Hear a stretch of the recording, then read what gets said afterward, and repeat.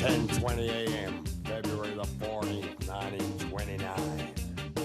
Me and the boys were surrounded by the guns of Capone and the South Side.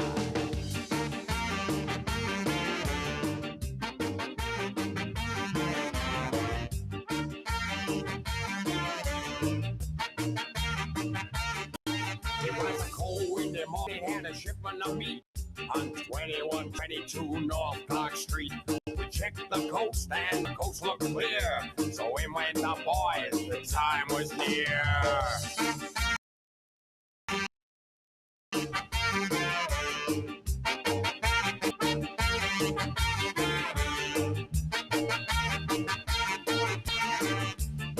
It was bootleg liquor. It was bootleg liquor. It was bootleg liquor. I waited a while just to look outside. Well, you don't take Bugs Moran for a ride. The car drew up with 4 men inside, with long overcoats and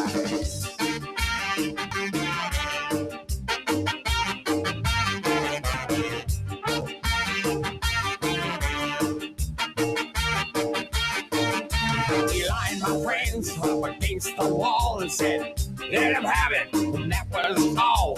He killed my boys, yeah. He took their lives with 100 rounds of 45.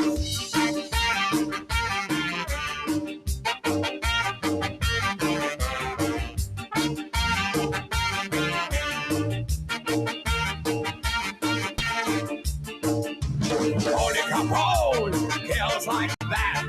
Only Capone kills like that. Only Capone. A murdering rat.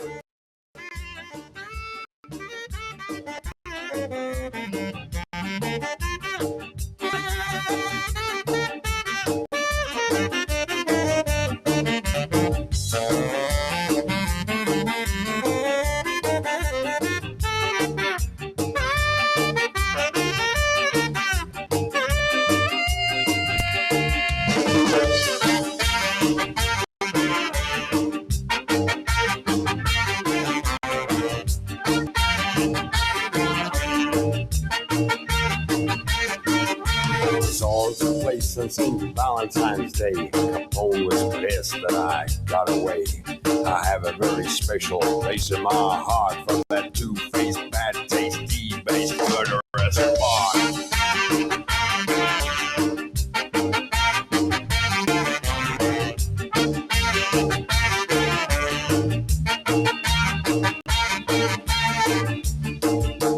This is a story of Bugs Moran. This is a story of Bugs Moran. This is a story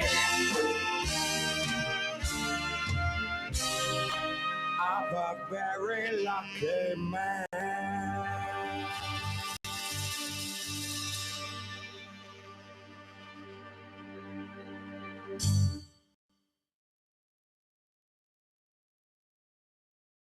Hello, friends. Do you have a moment so that we may discuss our Lord and Savior Minarchy?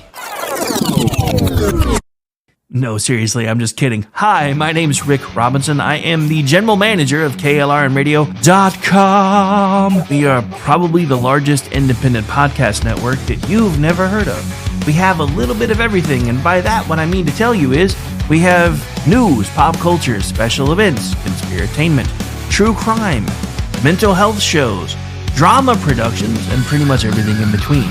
So if you're looking for a new podcast home to grab a little bit of everything that you love all in one place, come check us out. You can find us on X under @KLRnRadio. You can find us on our Rumble and our YouTube channels under the same names. You can also find us at KLRnRadio.com and pretty much every podcast catcher known to man. So again, feel free to come check us out anytime you like at KLRnRadio.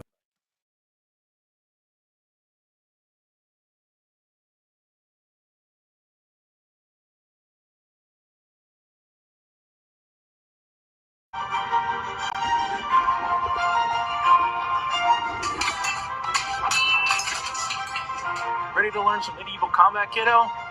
You bet, Dad. Let's do this. spending quality time with your kids is important, but finding a fun and safe way to do it can really be a challenge. That's where halberds come in.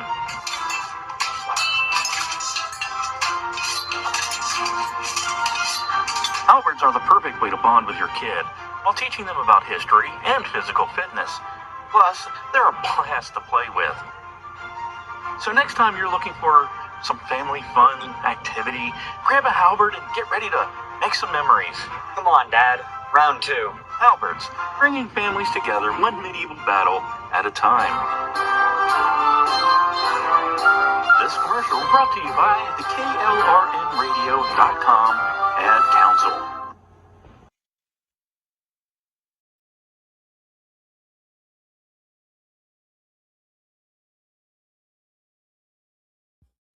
Front Porch Forensics deals with the darkest corners of human nature. This show contains graphic discussions of murder, violence, and the brokenness of the human soul. Listener discretion is strongly advised. But if you choose to stay, well, family, pull up a chair on our front porch, but no, it gets real dark here real fast.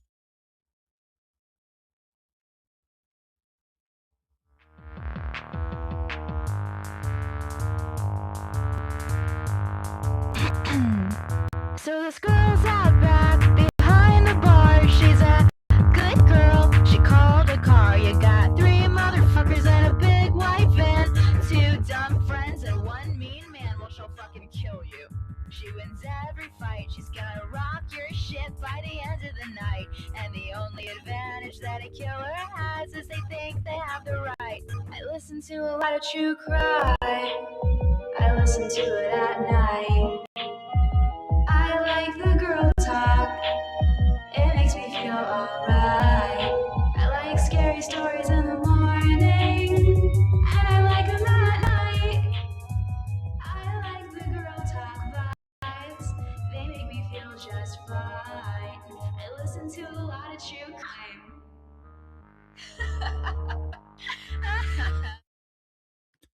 Welcome, friends and family, to Front Porch Forensics. Thank you for joining us tonight.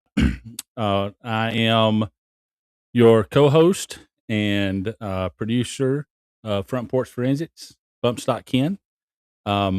We are once again inside. I was setting up the studio on our porch and on a beautiful night, and it started sprinkling rain, and I thought, well, electronics and rain don't mix. So we are inside once again. And it's like 40 degrees, so. Well, I'm sweating, you're in a sweatshirt. Joining me as always is my wonderful, outstanding, better half, the love of my life, my soulmate, my best friend, and my Valentine, Bumpstock Barbie, your hostess with the mostest. I say you are my forever Valentine. Forever Valentine. Yeah, no, you're stuck with me. So you're not getting out of that. Well, today is actually Valentine's Day. Yeah. February 14th. Hopefully, if y'all are joining us, then y'all have plans for later, which is fine. It's going to be a special night for all kinds of couples, and I hope you're out there having fun. And if you chose to join us, then we thank you very, very much. Tonight's episode is the anniversary of one of the most infamous events in America criminal history, the St. Valentine's Day Massacre. So it's fitting we're discussing this here on Valentine's Day itself, the actual day. I say we have to because that's when it took place. So yeah, almost 100 years ago.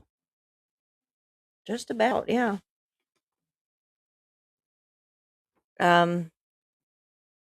Yeah. I mean, it being February 14th, for sure, this case remains a very stark reminder of the violence that defined Prohibition-era Chicago. Not Chicago today, which is very, very violent as it is. Yeah. But this was during Prohibition and in Chicago. So we're going to walk through the entire story chronologically, covering the historical buildup, the lead up, the massacre itself, the investigation, suspects, the lasting impact, and all are going to be based on established records that we have. So we're going to begin just here at the roots of it. Prohibition set the stage for everything that is going to follow tonight. Yep. So what we're talking about here is organized crime. Yeah. What we have today is unorganized crime for the most part. For the most part, yeah. Organized crime is like your Italian gangs, your the mobsters, Yeah, the gangsters. yeah.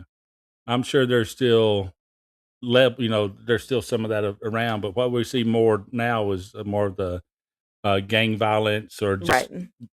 Violence in general. And I don't know that gang violence would necessarily be categorized as organized or not. For the most part, no, it's not considered organized crime at all. Right. But that's what we think of today with Chicago. Mhm. So we're not talking about any of that. No, we could do a whole show on just We could do a lot of shows Mhm. on just that. Right. So organized crime in Chicago predates prohibition, and we all are familiar with what prohibition is. You're on the wrong side of me, so I can't seem to get comfortable. Let's say I'm usually on his right side, but Yeah. apparently I just sat on the wrong side tonight. Right. So I'm looking at my dates here to keep everything in line. So we're going to start at the rise of the organized crime in Chicago. This would be somewhere around 1920 is when it really starts coming to the heyday. 1900s, Yeah. at least. Very beginning of the 1900s, for Mhm. sure. So we got, like I said, in Chicago, organized crime was focused on gambling, prostitution, and labor racketeering. James Calismo, known as Big Jim, controlled much of the South Side in the early 1900s. And South Side was like the bigger, Right. it had more of the factories and all that kind of stuff in it. Well, yeah, I mean, you got to keep in mind, like, the geography of Chicago, Illinois. So keep all that in mind. We're going to go into January 16th of 1920, so the very beginning of the year 1920. The 18th Amendment takes effect here.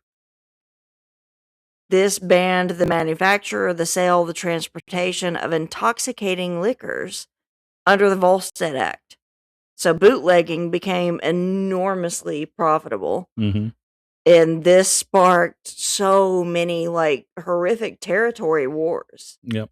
In places like this. We had for where we live, I had family members who were bootleggers in the mountains on the same road that. Well, we live in like the foothills of the Appalachian Yep. Mountains and everything, so the Kentucky, Tennessee areas, all that, our family members would be very, very high. But this road right here that we live off of was one of the main stretches back then. I didn't know that. Yeah, because you could drop off the mountain into the valley to get to other bigger cities. That's how I got to town. And on either side. And all these hollers and stuff with all their lakes and the creek. Well, not lakes. They made all the lakes and ponds, but all the creeks running up on this mountain, which is, normally creeks are in the valleys. Well, the mountains got creeks running on top of it, and they would get in those hollers, and that's where their stills would be. And they was actually making it in this area and bootlegging from this area. And for my previous life before I met you, that family that I was married into, their people were one of the bigger ones on this end that ran. Okay, I had no idea about that, actually. Like, I never really thought about telling about it, but yeah. I say that's not even in our script, guys. The Appalachian mountain range is, even still today, you can find active stills. I did not know that. I don't know there's any around here. There may be somebody's backyard, but they're not selling it. That's the problem. Selling it. But back in the 20s, everything was hunky dory until they decided to make it illegal, and that is the problem. That's where everything set in, is making Right. it illegal all of a sudden. Johnny Torrio, I would say Torrio, yeah, succeeded Calissimo after his murder on May 11th of 1920, likely orchestrated by Torrio himself. And Torrio expanded into bootlegging and recruited Alfonso. Alphonse Oh, Al okay. Capone. So Yeah. why didn't you say Al Capone? So Alphonse Al Capone. Well, because Alphonse is Yeah. like shortened up is going to be Al. Yeah, well, me trying to read it threw Oh. me off. So Again, we're not good with names, guys. yeah, he recruited the Al Capone. Everybody knows who Al Capone is, from New York around 1900, 1920, and 1921 as an enforcer for Torrio. And okay, gang enforcers, they're the ones that are going in and like breaking legs, breaking fingers. Like they're the enforcers, you know? Yep. I just put him on the screen there. He Yeah. don't look like a necessarily a big enforcer, I but was say you would never like look at this guy with that smile and everything and think this guy's gonna break my kneecaps or break all Yeah. my fingers. well, I'm sure this photo is him being older by this point. Maybe. So Yeah. But that's Al Capone. Everybody, but probably arguably the most notorious Yeah. gangster that there was. So. Right. The North Side Gang, though, which was initially led by Dion O'Banion. I thought that was our daughter texting. It's not.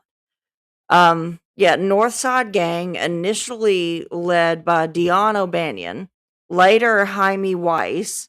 They clashed repeatedly with Torrio's outfit. So some of the key incidents here include the January 12th, 1925 attempt on Al Capone's life that you just showed. Yeah. They've attempted to kill him, and the January 24th, 1925 ambush that wounded Torrio severely. He retired, and he handed the leadership to Capone. So that's how Capone basically got in charge then. Right. But so there was an attempt on his life, then there was an attempt on the main guy's life, and Right. which the main guy then retired and then put Capone in I charge. guess he had figured he had made enough finally to. It must have been close enough, a near-death experience enough that he decided to get out. Then. Yeah, I would assume so. I mean, if it's me, I'm like, yeah, I'm probably gonna. I don't want to do this anymore. Yeah. Well, Jaime Weiss was assassinated on October 11th, 1926, outside his headquarters, which was widely attributed to be Capone's own men who did it.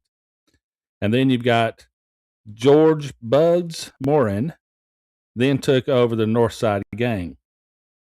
A drive-by at Capone's Hawthorne Inn in Cicero on September 20th, 1926, escalated tensions even further between the two of them.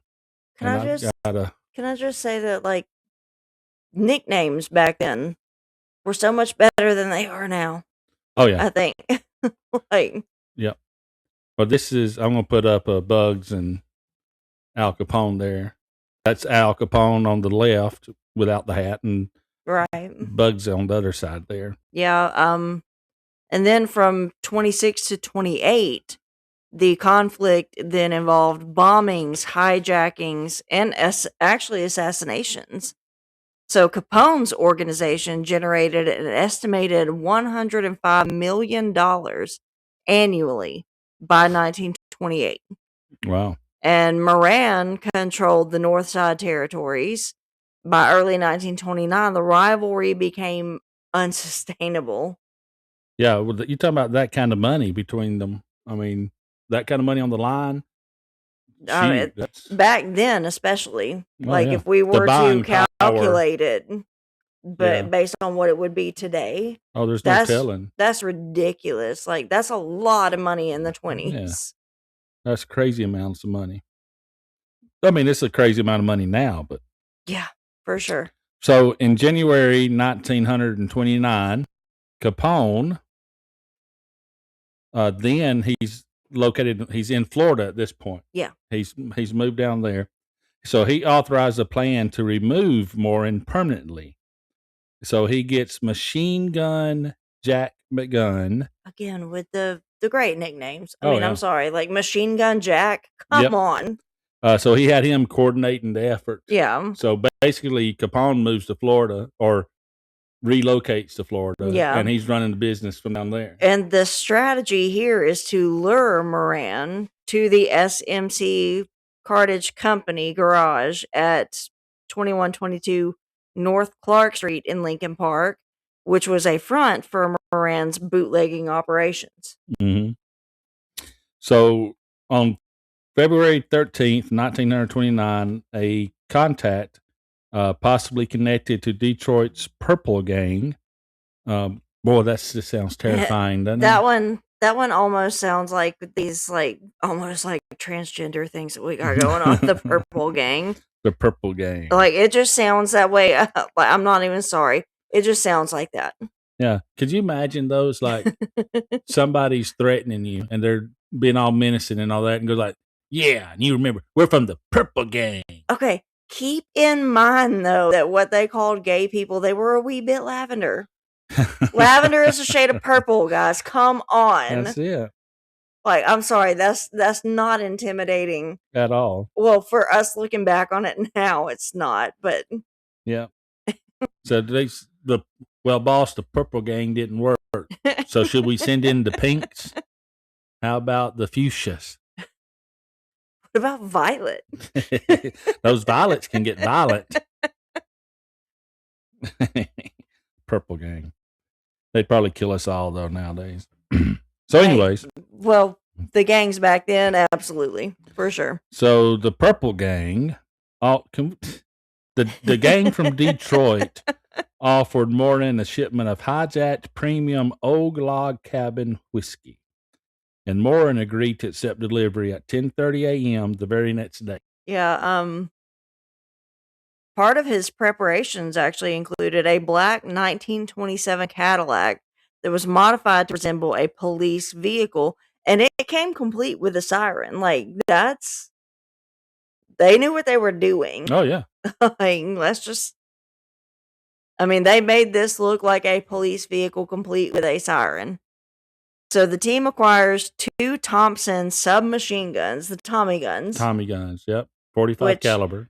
I would absolutely love to have one of those today. Mm-hmm. One had a 50-round drum magazine, one had a 20-round box, and they had a sawed-off shotgun. Mm-hmm. So lookouts were stationed in the nearby buildings. Right. Probably up higher, like if they had multiple stories to them. I've got a little picture here we can show that. So,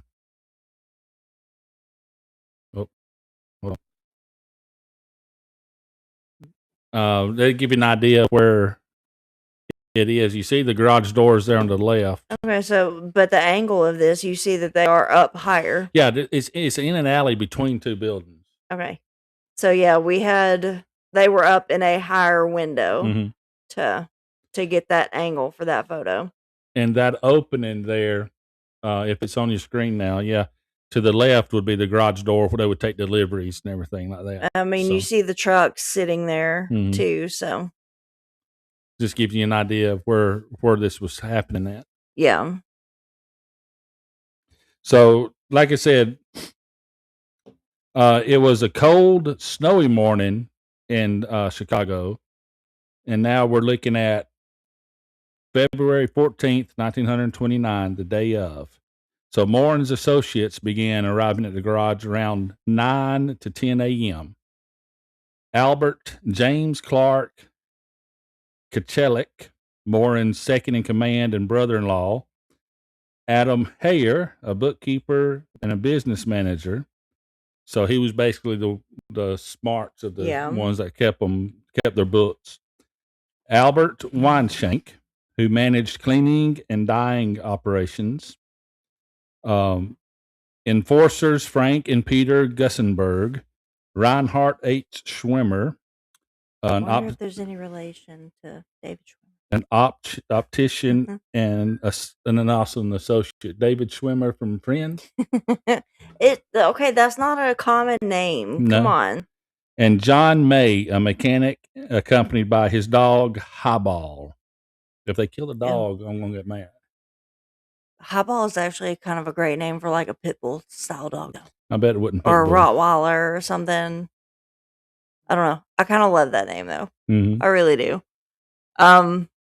So okay, Moran, along with Willie Marks and Ted Newberry, he's delayed by a haircut appointment. Yeah, Moran was getting his haircut, and by approximately 10:30 a.m., 7 men were inside. Lookouts mistook Weissenbank for Moran because they resembled it. But they kind of fairly looked. Yeah, they enough resembled alike each that, other, and they thought that this that Weinshanks Weinshank was Moran. Yeah. So, which was their target? Right. So between 10:30 and 10:35 a.m., the black Cadillac has now arrived. So 4 to 6 men exited this Cadillac, which to me brings up clown car, but it's much darker Mhm. in that. 2 were actually in police uniform. Right. The other 2 were in civilian clothes. They entered, they announced the raid, and they ordered the men to line up facing this northern wall. Yeah. And that's why they used the police uniforms, because it made them think it was just a police raid, Right. and that it wasn't a rival gang, because a rival gang means certain death. Exactly. A police raid means, hey, we're about to get busted.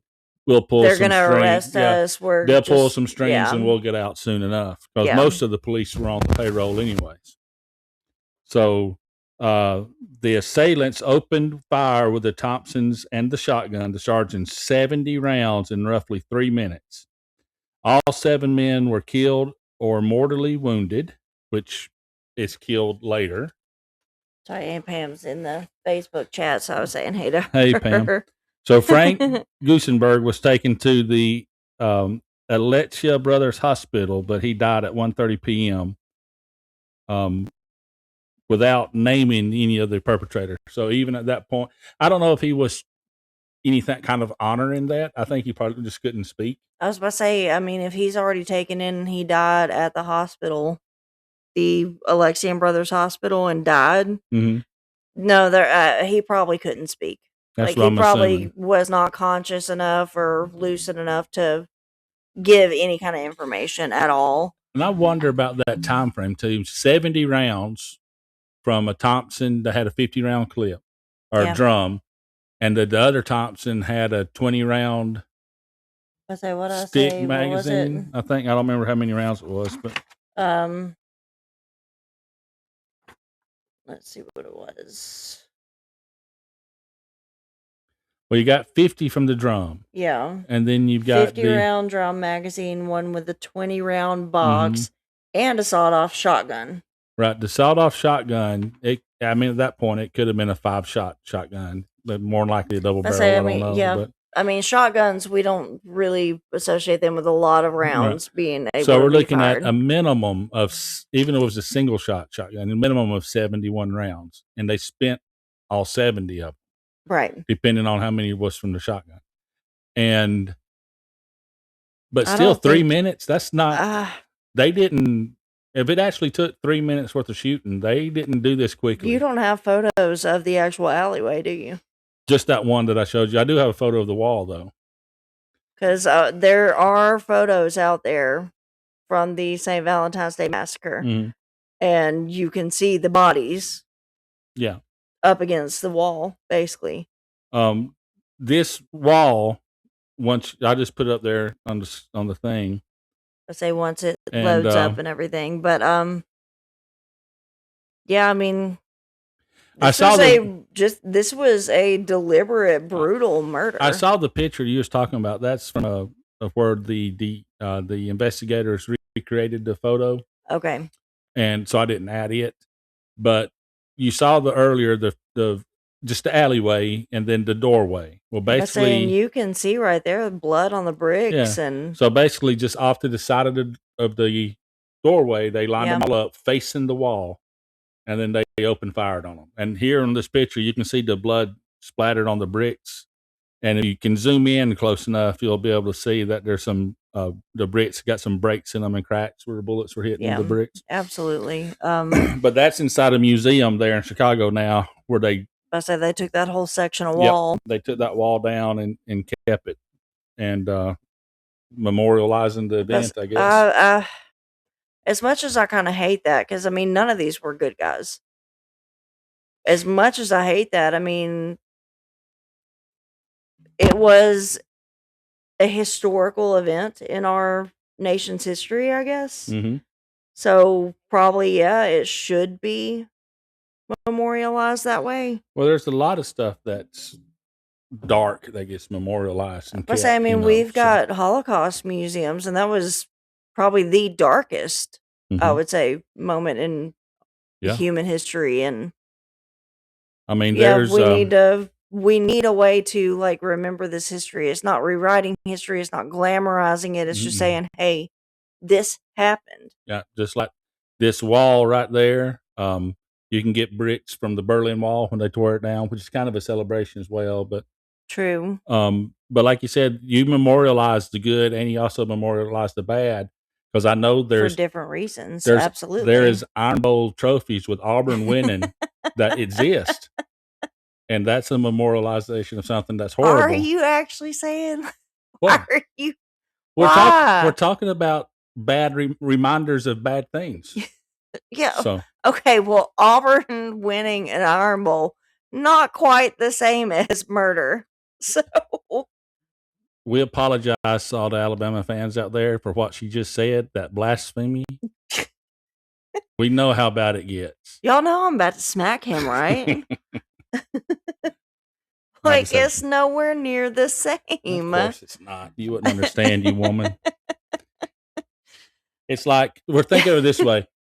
Think of like your nice electric can opener breaking, and I keep it and just set it on the counter instead of just going and getting you a new one. That would be memorializing something that's terrible. I don't even have words for that one. Like I'm sitting here trying to come up with something to say to that. And all I want to do is hit him right now. And okay, anybody, my haters, when y'all listen to this, it's obviously a joke, so calm down. Oh yeah, for sure. But okay, back to the story.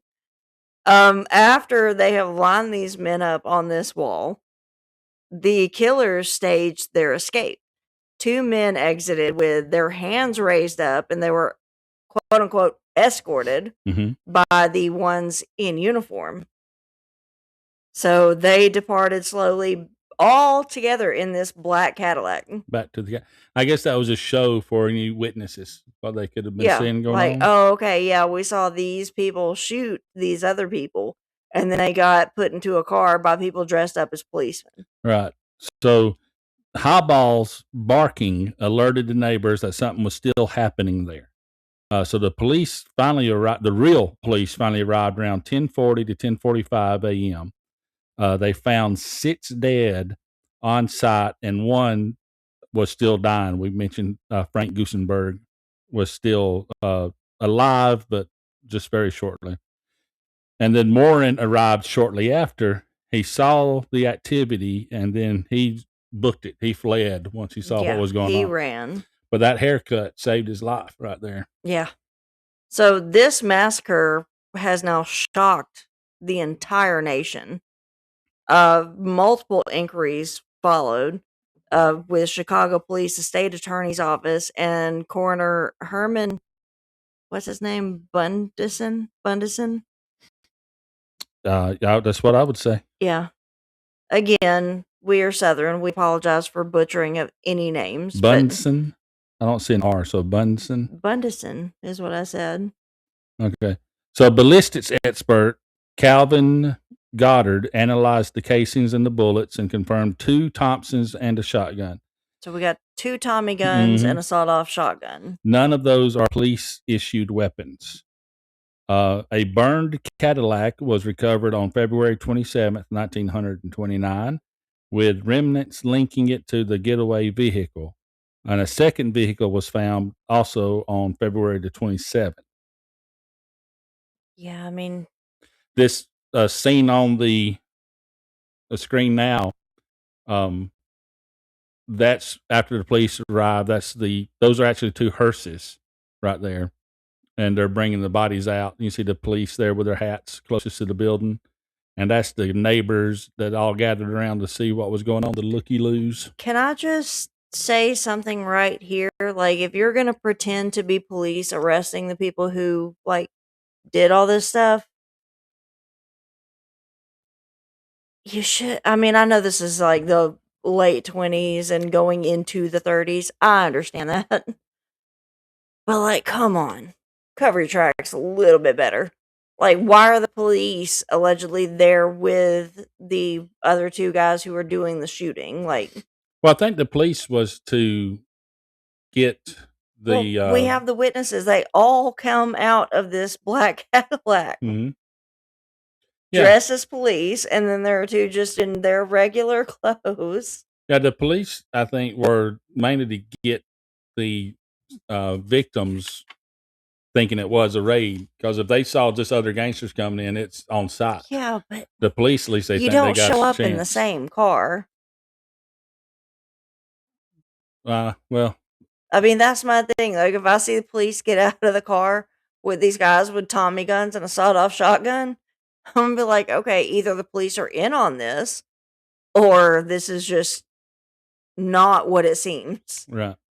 So, well, like that's me on that. From what I but read, is they showed up. The car, of course, was outside, and the 2 police ones entered, and they're the ones that rounded up the victims and ushered them outside under the guise that they'll be arrested. yeah, And then that's when the other guys were out there with the machine guns. already and stuff. ready. Right. Yeah, And then the whole thing about the police arresting the 2 shooters and then driving off, why they done that show, I don't know.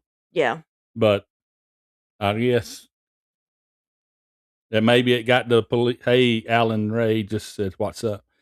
I guess maybe it bought them enough time, with just enough doubt from any witnesses. This, because the witnesses would say, like, "Yeah, these men come out, these other men shot them, then the police took the shooters and left."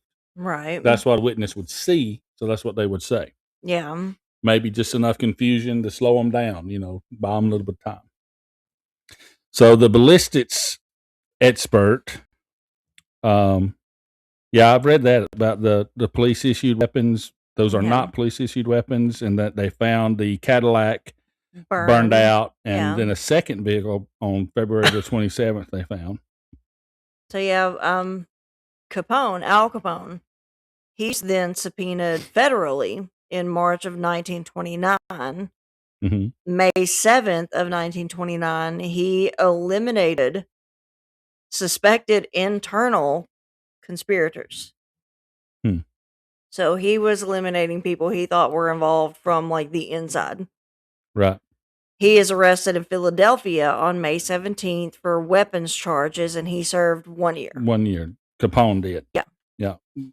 I don't Like, think they got him on weapons charges, Yeah. but they didn't get him on killing the other, Yeah, they what he never- is suspected were Yeah, conspirators. they never got him on murder No. for anything.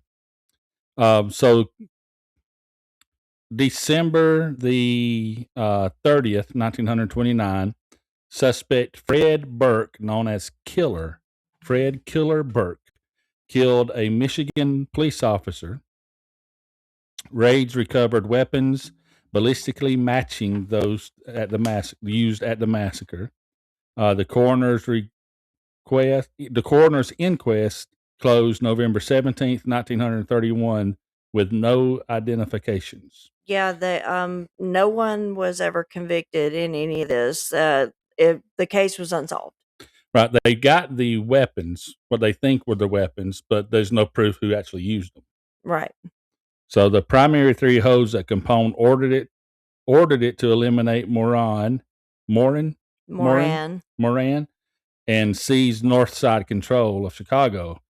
Machine Gun McGunn planned out-of-town gunmen executed to avoid recognition. So Machine Gun McGunn got out-of-towners, is what they suspect Yeah. to actually do the shootings. Yeah. Suspects, per later accounts, like Byron Bolton's 1935 statement, they include Fred Killer Burke, Fred Goetz or Gates. I'd say Goetz. Goetz. So Goetz. Gus Winkler, Ray Nugent, and Bob Carey. All of this was supported by ballistics and just other associations. Mm-hmm. Alternative theories exist, but most historians attribute responsibility to Capone's organization. And I want to interject, well, duh. The event intensified federal pressure, aiding Capone's 1931 tax evasion conviction. Because that's how they actually do wind up getting Capone, is on taxes. I don't think that he ever was arrested for any kind of violent crime. Other than being suspected for sure. Yeah, he had his hands in like the weapons charges, but not shooting the weapons, just right. Having illegal weapons. Yeah. So. But yeah, this massacre actually highlights the violence that was happening during Prohibition era. It contributed to reforms like the 1934 National Firearms Act, which the NFA, we always say, needs to be overturned. Mm-hmm. The garage was demolished in 1967. Remnants are actually displayed at, like you said, the Mob Museum. Yep, that's that wall that I was showing earlier. Yeah, in this museum. Mm-hmm. That'd be kind of a cool museum to go see. I still want to go see like the serial killer one in Atlanta. Yeah, for sure. We should do that. Take some pictures and stuff, and then if report we can, on it. Yeah, for sure. You can see if we can do like maybe a TikTok video inside the museum or something. You can until they tell you can't. So. It remains a defining moment in U.S. criminal history, of course, documented in books, films, and exhibits, just like this one we're showing here on the screen. But I'm sure I think there's movies out there too about it. Oh yeah, for sure. I started the show with a song that is about this. Event as well. that was an iconic thing in U.S. history, for sure. Mm-hmm. So. The anniversary of St. Valentine's Day is today, so that's why we decided to do that one now. Mm-hmm. So, to me, this kind of reminds us how just unchecked power and prohibition can lead to tragedy. Yeah. Okay, the government can ban all kinds of stuff, but all they're going to do is create this black market, and it's just going to lead to violence like this. We see that all the time. Yeah. You see, prohibition led to criminal empires. The war on drugs has led to unchecked drug cartels. It's ridiculous. I've always said that anytime the federal government wages war on something, it makes whatever they waged war on worse. Yeah. And we see that happen in history. Yeah, and we're not taking up for gangsters. Absolutely Obviously not. We're just hating on our government because they suck. Yeah. Y'all know us. We're not big proponents of the federal government. No, we're crazy MAGAs, remember? Yeah, we voted for Trump, so therefore we must be Trumpites and crazy MAGAs and right-wing extremists because we dare think for ourselves. Oh no, they would still consider us like, you have seen like my Twitter page. Most of y'all have. Anytime I express a rational thought, I'm called a Nazi. I'm called a pedophile or a pedophile supporter or Protector, defender. defender, yeah. This is just absolutely unreal. Like, leftists are not capable of having these conversations. You know what? Well, So- look, that's all we had for this part of the show. So we're just going to kind of talk for a little bit, and since we're going to talk about some current event stuff with the Guthrie case and stuff like that too, because that's what's the going on right now. kidnapping. But since you brought up the government part, we're just going to get on that for just a second because it bothers me. If we don't get to the Guthrie kidnapping, because it's still going on, it's still live, it's still happening as we speak. Yeah. Things are changing. We're getting updates all the time. So we'll keep on top of that. We'll be posting stuff on the Front Porch Forensics page, FP_forensics on X. Yeah, if any kind of updates that we get on that, y'all go follow us over there because we will post any new information there. If there's enough this time next week, we'll probably do a full head-on show about it. We've got some stuff already about what's already happened. We'll get on to here. We'll look at as well. You got some stuff in the chat? Yeah. Pam was saying road trips, and I'm in. Oh, to the Atlanta for the museums, for sure. Don't you got some people that live over there too? Yeah. Yeah, we'll all meet up for lunch and go do that. Yeah. That'll be cool. Over around the Atlanta area. Here in a few weeks, we'll do that and do a special. Oh, that would be so much fun. Done. We're going to do it. Okay. We'll figure out when we'll make it happen. And Kevin Moody said, "You can till they tell you can't." He said he loves us. So yeah. Happy birthday, Kevin. Yes. It is your birthday. So happy birthday, old man. And I miss your face. Happy birthday to you. Happy birthday to you. Happy birthday, dear donkey. Happy birthday to you. Much love from Shrek. So, anyways. I swear to God. Talking about the government. They suck. Yeah, they absolutely do.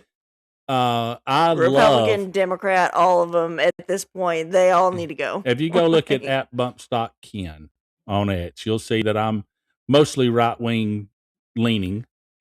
I do a lot of the memes and stuff that are like Trump positive or JD Vance, which are freaking hilarious. We love JD Vance right now. I think my favorite person in politics right now would probably be John F. Kennedy Jr.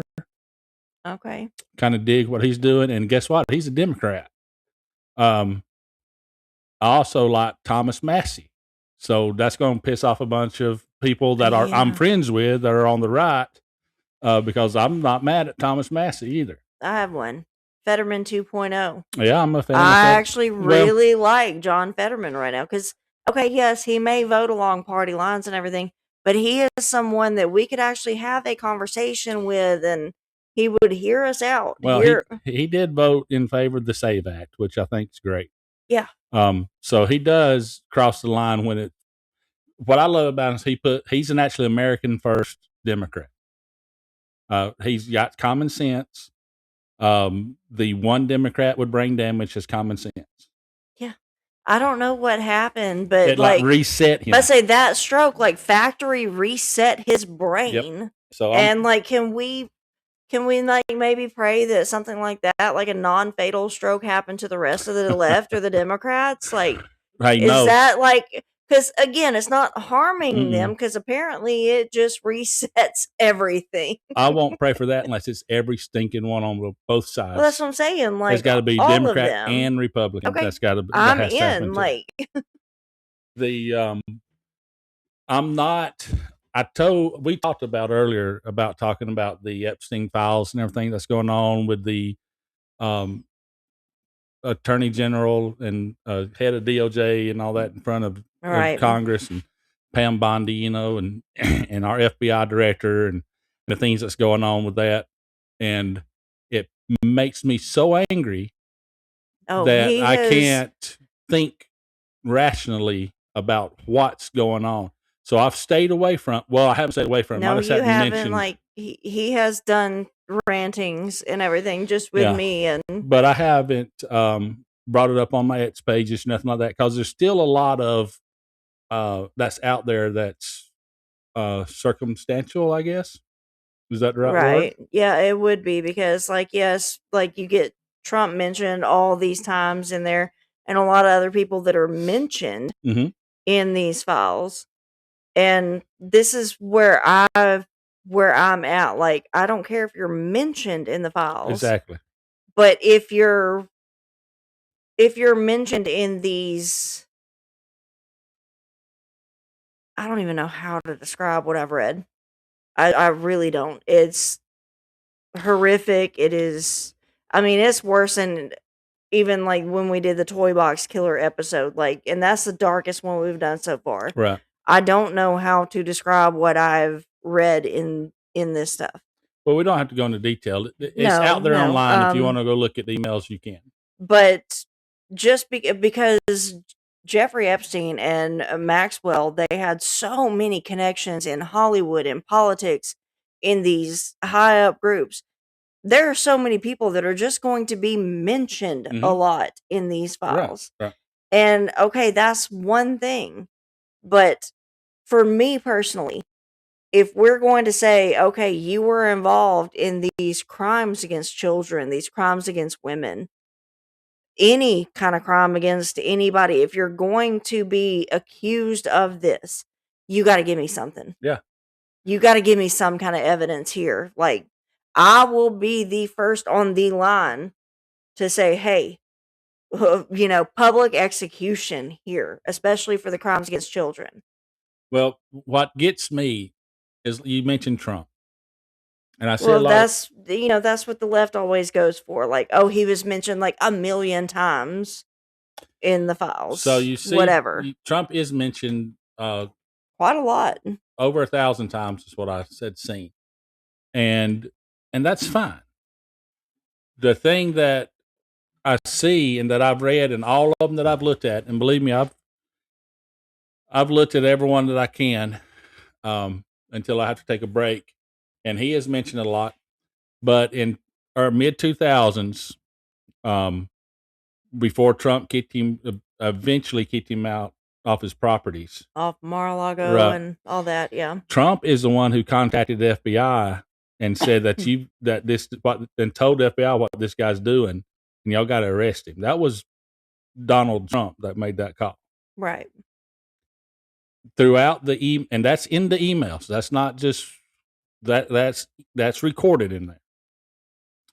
And also other emails that are recorded, they do mention Donald, which we assume is Donald Trump, talking about, I thought we weren't going to involve him, but nothing in there talks about that I found or anybody else has reported on talks about Trump participating in anything. In fact, it says that Trump was offered a girl. One of the emails that everybody that's been pushed out there was presented a underage girl, and that for him, to have. Right. And he thanked Maxwell or whoever it was. I think it was Maxwell that presented it. Spoke to the girl, and even the girl's testimony. One of the victims says he didn't do anything. He didn't take her up on nothing. He spoke to her, but he didn't take no Weren't massages, no anything with her. weren't there other emails too of Epstein himself, like basically crapping all over Trump Yeah, because Trump wouldn't. yeah. Epstein. It's pretty clear from emails and the things they say that he was not a fan of Donald Trump. That he hated Donald Trump in one of the Right. emails. So again, like, I understand so many people on the left, they need him to be the bad guy. Mhm. I absolutely get that. I do not like the man. I have don't really never either. been shy about this. Even on my Facebook memories are popping up. I made jokes about, like, okay, I said that Trump's hair was hiding Voldemort one Mhm. time. I said Trump is what happened when your racist uncle, like, I think Trump and his administration. First off, some of the people he has hired, I think he needs to fire because he's hiring yes men and women to be politically correct, and I think that's stupid and it's a detriment. But that's another story. So, anyways, I think that he's what the government needed or needs. At the time. I don't like him personally. Now, I did like the fact that he helped Kevin McAllister find his way in that shopping center. That was nice of him. That was a hotel. Hotel, was it? But and I say that I don't like him. He's fun. He's an entertainer. Well, That TV that's show he what had, was The in W. Apprentice. I mean, or he was it? That was what it was called. yeah, The Apprentice, and yeah. he was in WWE wrestling and all this kind of stuff, and he markets himself wonderfully. I think he's brilliant. I honestly As a do. businessman, like he knows what he's doing. When people talk about him being dumb, I'm like, no, he's absolutely not dumb. I think he's I won't say genius, No. but he's smarter than I am. He's not eloquent at all, and that's why people say he's dumb. Yeah. That man is not eloquent. You want eloquent, go with Barack Obama. Like he was eloquent. Now like, Barack was a good speaker. Yeah. Trump, his mouth is faster than his mind sometimes. Well, okay, mine is too though. And he purposely says stuff to get people riled up, and that's his attitude. That's fine. I would vote for him again if I had to, but I don't like it. I don't think it's helpful, and I'm just not a fan of Donald Trump as his whole personality. I'm just not a fan of his. Again, I think he's the right choice for America, and I'm loving what's going on with the economy and things like that. Cool. I'm glad we have him as president. I voted for him. I'd do it again if I could. I say definitely over any Democrat. I think maybe the best thing he's done this time around was get J.D. Vance. Oh, I do. I adore that man. I really do. But I'm so excited to see their cute little baby when that baby. It's good born. to have kids in the White House, isn't it? Yes, we have little ones in the White House again, and it's so sweet. I love that. So, anyways, don't think we're a MAGA person. Now, again, on my page, I will share those memes and stuff, mainly because it gets a rise out of people and it's fun. But I don't necessarily buy into it all. Right. Now, we will add stuff, like if we share memes and we want to add our own thoughts to it, we will. Now, okay, so this Epstein file list,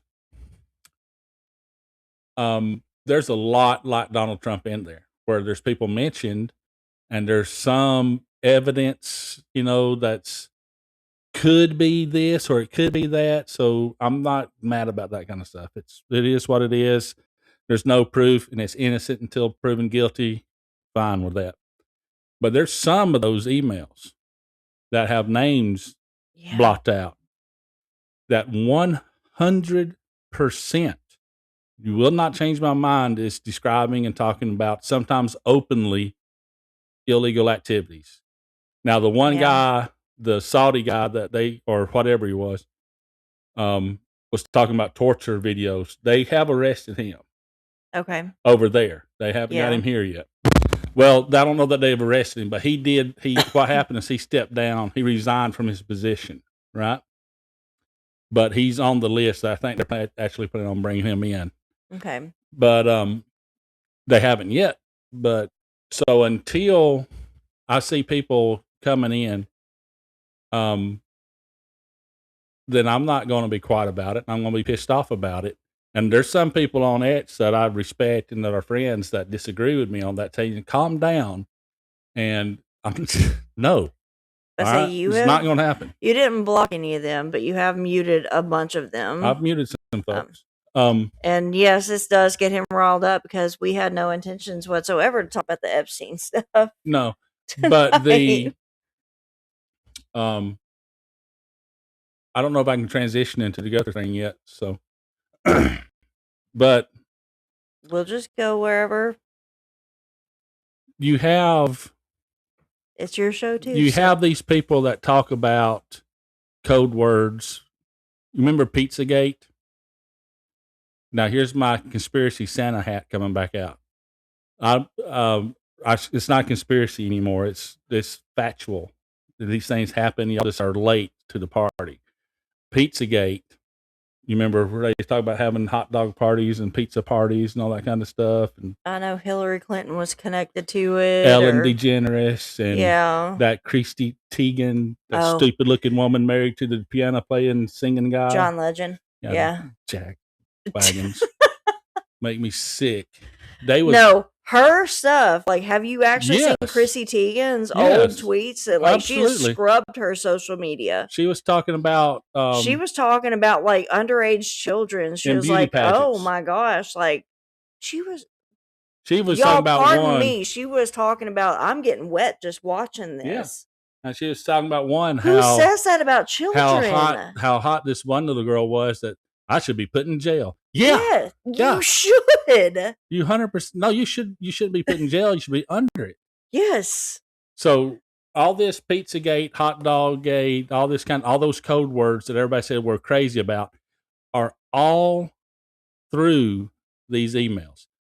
All through these emails. And every one of those people that put those emails out are redacted. They know the names of who was sending those emails about these code words, which are circumstantial. Is that word I'm looking for? Yeah. No, that's BS. Because in the same file dump, the FBI has acknowledged what those code words mean. Yeah. They've got a list. They got a graph that says what each one of them are and what it means. So they're aware of it. They know what it is. Here's the emails. Here's the sender who sent that email, plainly talking about those code words, and they ain't doing jack about it. And see, I do like Thomas Massey for this because he was telling even the victims that have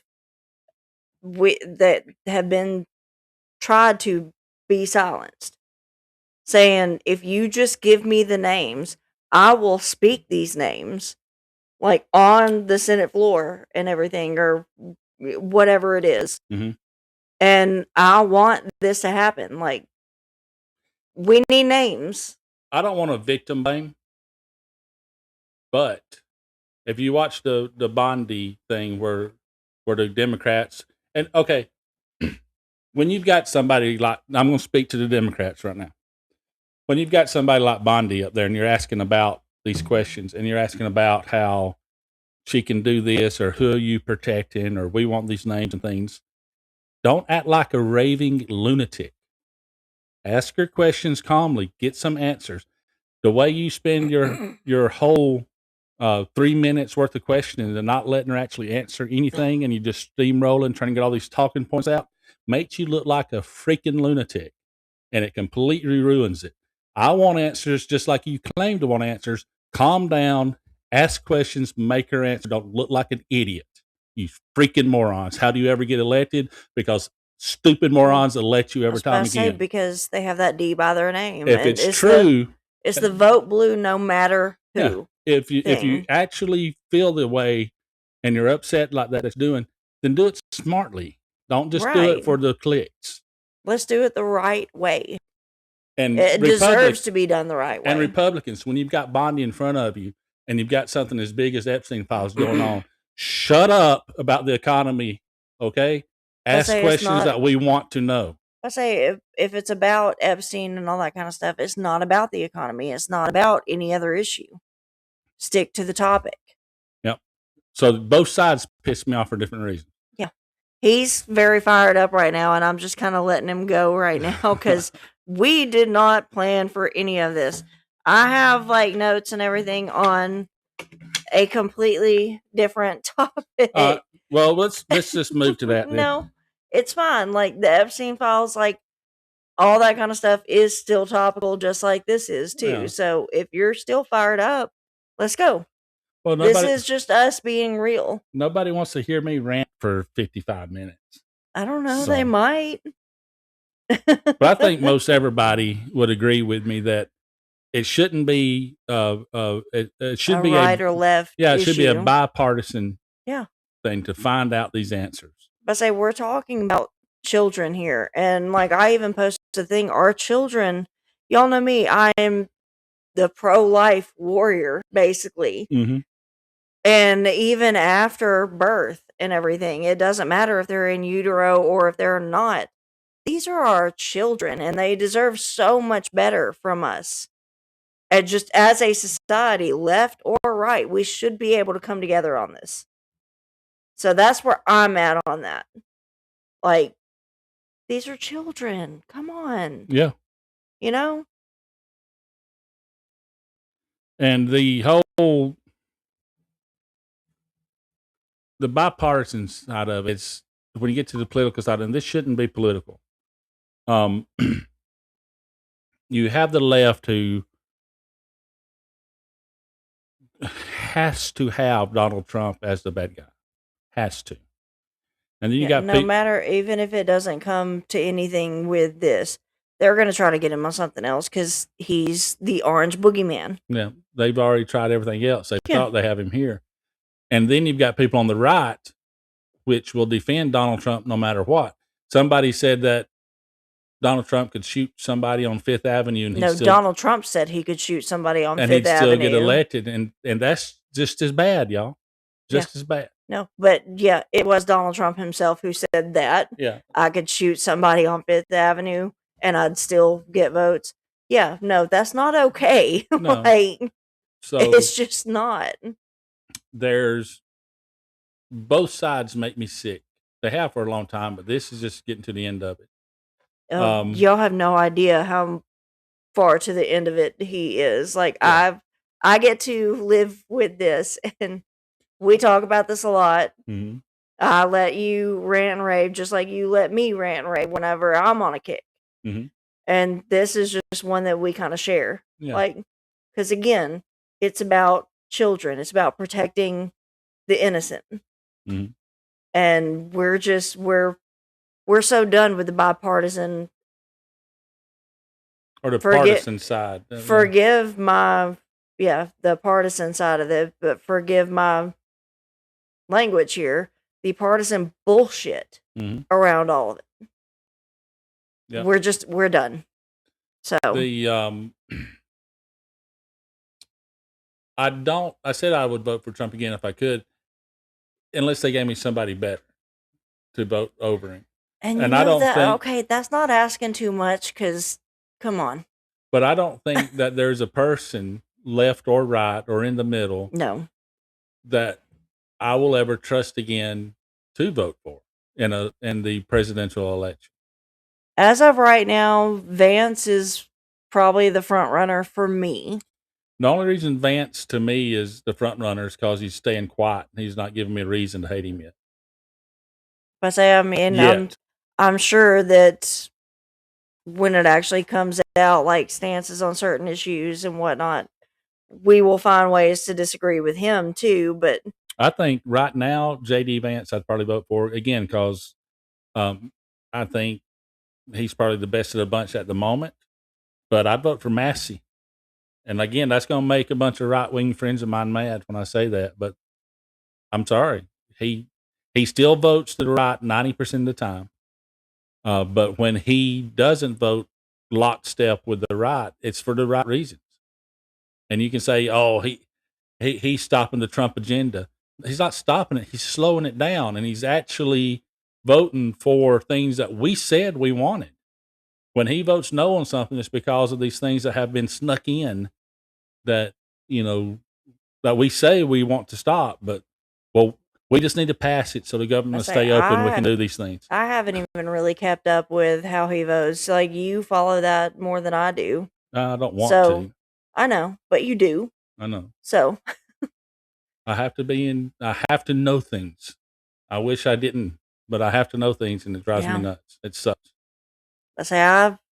Unless it's like for a twitchy or something, I try to kind of keep away from politics because it just, with my anxiety, you know me. Mm-hmm. Like, I'm going to sit up to all hours of the night every night worrying about these things. I'd say for me, over the past, since the Epstein Files released and they started releasing them again, it started hitting the news.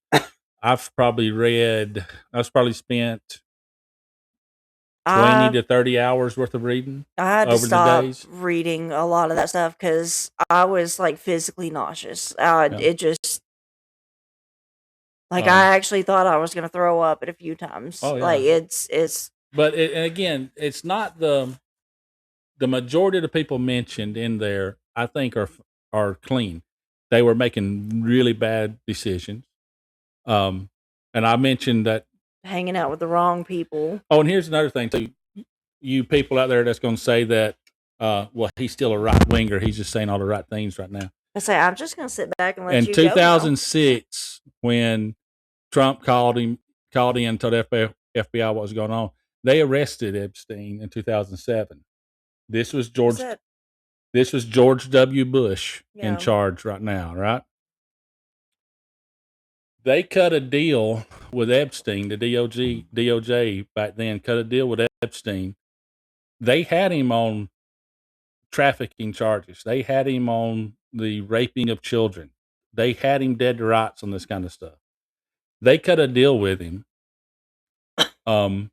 His co-conspirators at the time were named. Part of the deal was that all those co-conspirators were all protected. The victims never got any kind of justice and all this stuff. And Epstein or any of the people he worked with done any jail time, even though he was arrested for it. I don't know what the deal is because it's classified. It's shut Right. down. They won't tell what the actual deal was. But he basically gets away with all this stuff, right? And here's another thing. You can look this up. Now, he does some jail time, but he doesn't do like what he should be jail time, right? I mean, I think Epstein Oh, you're kind of gonna- got what he deserved. You're going to but- love this. Multi-millionaire, maybe $100 million at that point, owns his own island, Jeffrey Epstein, rubbing shoulders with billionaires. He's got all these people on the hook because he's a known blackmailer. That's in the files as well. He goes to jail to serve this slap on the wrist sentence. The same year, this multi-millionaire man wins the lottery for $30 million. A multi-millionaire. So why would a wins? multi-millionaire play the lottery first off? While he's in prison doing this time, he gets rewarded $30 million. So what was that deal? The Yeah, I never likelihood heard ain't going to, about that. because let's say, what are the odds, right? That number one, a multi-millionaire, $100 million man would even fool with playing a lottery. Number two, he wins the lottery that he has no business playing. And number three, he wins it immediately after going to jail with some sort of bullcrap plea to keep all his co-conspirators safe.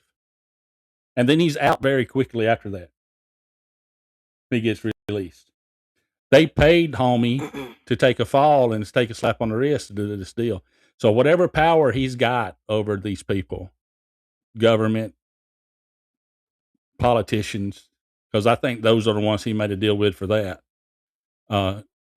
It's huge. It's everywhere. It's across the board. And he even says on his island and on his ranch in New Mexico, I think it is, every room, including the bathrooms, have cameras in them, hidden cameras. He records everything, all his parties, everything. He records all this stuff. Now, a lot of these files haven't been found or don't exist. And he, and then even in the emails, he talks about openly, he uses this kind of stuff for leverage, blackmail. Yeah. Why wouldn't you? Yeah, exactly. So yeah, part of that deal where he goes to jail back in mid 2000s, that was absolutely what this was.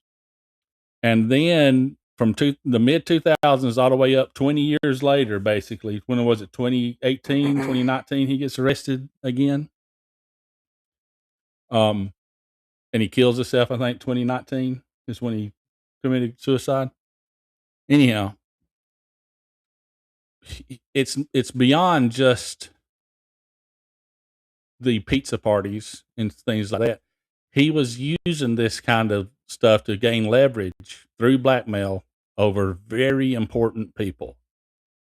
And I don't care who these important people is, whether it's members of Congress or on the Supreme Court or Saudi Arabia or Israel. I don't care who these people are, presidents of other countries, prime ministers, because we know princes, kings. I don't care who they are. I want them held accountable. And every name that's redacted that has anything to do with something that seems like it could be criminal or tied to those code words that they have openly admitted, the FBI has openly admitted that those code words exist. Every name redacted that mentions those should be brought in questioned. I don't care who they are. That's enough. If I'd done that, I'd be in jail being questioned. And they should do the same thing. I agree. I don't care who it is. David Moody. From church? Yeah, he's listening. Hey, Said David. you want to know things because you care about how the country is run that you live in and pay taxes in, and there's nothing wrong with that. He said, I wish there was more Christians that was like you. Yeah. Thank you, Dave. I like David. He preached last Sunday, by the way. Oh, yeah. Done an excellent job. Excellent job. Yeah, Dave was, I think he's a year older than me, and we was same school and all that, and the youth group together. Yeah. Grew up together, basically. Yeah. Dave's a good guy. I love you. Thank you for those kind words, and thanks for listening. But see, now he's done calmed me down. I was on the I know. You could probably still go for 45 more minutes. Well, speaking of, we got coming up behind us is Juxtaposition tonight. Rowdy Rick and Orty are back again. Always an excellent show. I'm not sure what the show is about tonight, but it doesn't matter because they are good. I say they're always so much fun. And they come on at 9 p.m. Central. So here in about 45 minutes. Right after us. Now, do you want to talk about, let's talk about some of the stuff. Get off the Epstein things for a while. I think we should, because it is a true crime case that is actively ongoing right now. We're talking about Nancy Guthrie. Now, I don't want to go into too great a detail necessarily because it's still an active case. Yeah. But let's go through what we have. We've got some highlights and just some information. And a time frame kind of laid out. Yeah. And for everybody listening, go to FP_forensics on X, and any updates on this case we'll be posting there. But as of right now, we're probably going to try to just give you a quick rundown of everything that we do know so far. About right? Yeah, that sounds good to me. Okay, so let's see. I've got our show notes here. I'm going to interrupt you. I may do one night when we got a break and no other shows are on, if I'm at home and able, I may do an Epstein special. Just so I can just let you run go for a while. I just need to let you go. Because my thoughts wasn't in order because I was thinking about Guthrie and the things that we talked about already. Well, that and you were just kind of a stream of consciousness thing going. So I'll get some stuff clicked together so I don't make as many people angry. Or let's say this, so I can make people angry equally. And especially for the right reasons. And but yeah, I may do that. Coming up in next week or sometime, do that. And just get that off my chest and rant and rave for a little bit. It will actually give me a break because he's been ranting and raving to me about it, and we agree on basically all of it. But it's taking up so much of your time, so you need to get it off your chest. So it can be a special of Dan the traveling man grinding gears, doing something like that. What really grinds my gears? We'll work something. Anyway, so I digress. Thank you for listening to me complain. I hope I didn't run anybody off. So let's get into the Guthrie thing that we've got. Like I said, I got our show notes in front of us. So Nancy Guthrie is everybody has been hearing about.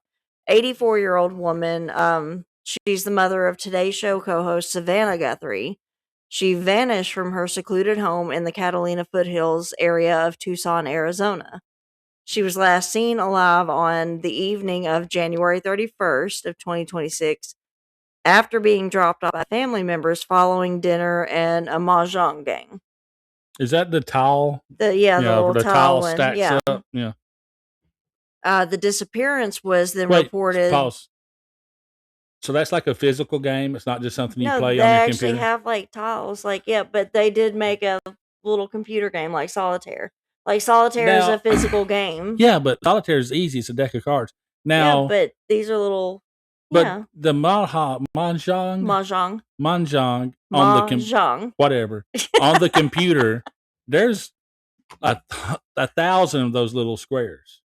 Yeah. So if you play a real physical game of it, you got to stack up every one of those little tiles. I've never played it. I don't know. Because if you do, that's dumb. I ain't never go those. Well, it's a Chinese game. They got a lot more patience than we do. Than you do. Well, maybe. I've done a puzzle before. So, go ahead. Do you want to tell them about the puzzle that I have that you just absolutely The one that looked at goes it? from black to white, and it's the gradient. Yeah, there ain't no picture. It's like gray, not black. No, like, it goes from solid white all the way down to like just solid gray. black. Does it go all the way to a line Solid of black. I thought it just went to like a dark But gray. it's a gradient puzzle, and there's no image to it whatsoever. He absolutely refused to do it with me. But I like puzzles sometimes. Puzzles are fun. I like them. But anyways. But yes, the mahjong. Okay. Her disappearance is reported February 1st. So keep in mind, she was last seen alive on the evening of January 31st. The disappearance is reported February 1st when she failed to attend church the next day. It was a Sunday. That prompted a welfare check by relatives. Authorities quickly classified the case as a suspected abduction due to evidence of foul play. And I'm going to now kind of run through our timeline. That's another reason y'all should go to church. Because if she was not a regular church attender, then she could have, this reporting of being missing could have went a whole several days. There ain't no telling how long. I say, if it wasn't for you, like, I don't attend church regularly. No. So, but if it wasn't for you, like, people wouldn't know. Yeah. For a long time. You wouldn't be, if you take a day off Twitter, people would call a welfare check. So. Probably. And that's kind of sad. Like, my priorities need rearranging. I'm just kidding. You're not on that bus. Okay. But anyway, I'm going to run down the key events here for this kidnapping and this in chronological order. Right. And this is what's been released, on news reports and things like that. Yeah. So we've got January 31st, 2026 in the evening. Nancy is dropped off at home around 9:30, 9:45. No known cognitive issues. She was described sharp and independent. But she does require a daily medication for health conditions, and she used a pink cane for mobility. They said that she couldn't walk more than about 50 feet unaided. So a pink cane is key here. February 1st, the family discovers her missing. Her front door was unlocked with signs of forced entry. Items left behind included her purse, her wallet, her ID, her phone, her keys, car, medication, even her cane. So everything that this woman needed to basically live, all of that is found at her home, and she is gone. Lights in the common area were left on. Blood droplets, which we're going to talk about later, are confirmed to be Nancy's. They were found on the doorstep, trailing towards what may have been a vehicle. No tire tracks were ever recovered or anything. So we've got blood from her door, at least to probably the driveway, right there in that area. In the. So also in February, the county sheriff's department declares the home a crime scene. Indoor searches begin, including checking a septic tank on the property. No indoor cameras or alarm system are present, but outdoor Google Nest cameras captured partial footage before being tampered with. February 3rd through 5th, multiple ransom notes surfaced. They were sent to media outlets like TMZ, KGUN9, and others. Notes demand escalating sums in Bitcoin, starting around 1 to 4 million and up to 6 million. Deadlines for those range about 5 p.m. on February 5th to February 9th. Right. Notes that included non-public details like the placement of Nancy's Apple Watch and a broken floodlight at her home, suggesting that they were authentic. Because who else would know that? Right. One note claims she's safe but scared. A $50,000 reward is offered at this time for information leading to her. So February 5th, that's the first ransom deadline. It passes without resolution or any proof of life. So we go to February 7th. The family releases additional video statements pleading for her return. February 9th, the second ransom deadline passes. Bitcoin wallet activity is detected, which was possibly monitored by the FBI's bait. No confirmed contact from abductors as of February 9th. February 10th, the FBI releases recovered surveillance images and short videos from Nancy's doorbell camera showing a masked, armed individual tampering with the device. So the camera. I have some of those photos too. Okay. I don't know if you can pull those up as I'm talking or anything, but later that day, a man, Carlos Palazuelos, Sure. I assume, is detained during a traffic stop in Rio Rico, Arizona, which is about an hour south of Tucson. He is questioned and released. He claims absolutely no knowledge of this case. A bizarre incident occurs when a pizza is delivered to the crime scene, which prompted the sheriff to reprimand the media and their interference. Yeah. Yeah, what that was is, you know how the media stands out on the curb or whatever and watches? Yeah. They got hungry, so they ordered a pizza to that address. So the pizza guy, he walks up towards the front door into the crime scene. Like, because he he's wouldn't delivering it to know. the Yeah. address. So he wouldn't know. Yeah, we're at February 11th now. The search is still to this day continuing. No suspects are identified. The family remains hopeful that she's alive, and I'm going to give the tip line real quick. It's 1-800 call FBI, CALL -FBI. So that's the tip line right now for this case. 1-800 call FBI. right. Obviously, this investigation is facing challenges. Nancy's age and her medical needs make time very, very critical right now. The home's remote location limits the witnesses that could be involved. There's intense media scrutiny that's adding a lot of pressure. Sheriff Chris Nanos, I guess, has stated, quote, she was taken and did not walk out of her home, and he believes the case will be solved. Right. So you went over a lot of that stuff, and I'm kind of I touch say back. that's just the timeline as we know it now. So I'm going to touch back on it a little bit with some of the photos that we were talking about. And again, we don't want to really do a full episode or anything on this thing. it's still ongoing. Yeah. Hopefully there'll be some sort of end to it this week, and our show a week from today, we're going to do a full-on show of this, assuming that it comes to a end, whether that be positive or negative or whatever. I have another comment from David. Uh-huh.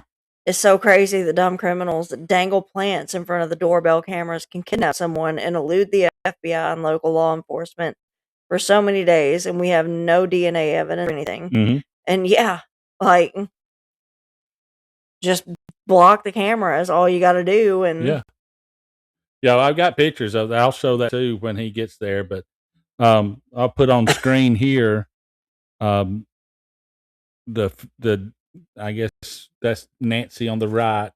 And what's the daughter's name? She's that correspondent. Savannah Guthrie. Savannah there on the left.